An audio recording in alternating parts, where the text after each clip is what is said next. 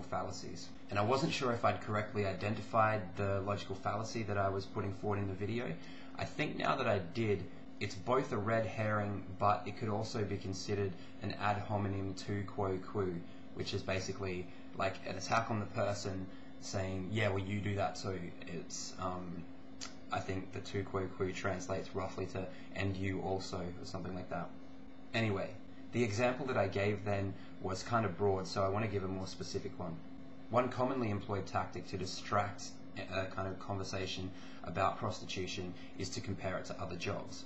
Usually someone will make a statement like, well, I hate being a waiter as well, and I'm forced to do things that I don't want to do. Everyone sells themselves for money, we just do it in different ways. And this kind of strategy is also pretty common in these types of debates. What you do is you take two vastly different things, in this example being a prostitute and working at a fast food restaurant, and then you find a broad category under which you can fit them, in this case employment. And you use that to basically say, well, they're the same thing because they both fit into this category. And it's a powerful tactic because you can basically redefine language with it. Anytime you get an argument leveled at you, you can just take the key words that they used in their argument and completely redefine them so they don't mean anything, leaving the person basically unable to speak about what they wanted to speak about. But as with most logical fallacies, it's only as powerful as it is unexposed. So the analogy I usually give when I get something similar to this type of argument given to me is, if you ate them in the morning and they were the first thing that you'd eaten that day,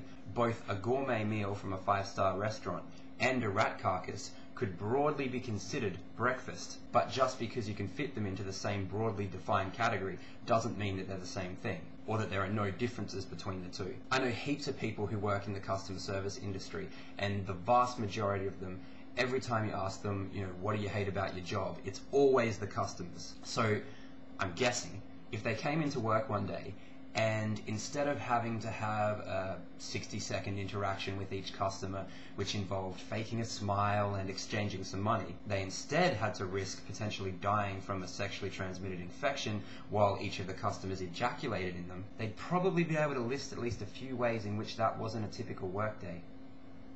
Come on, everything for everyone! There's nothing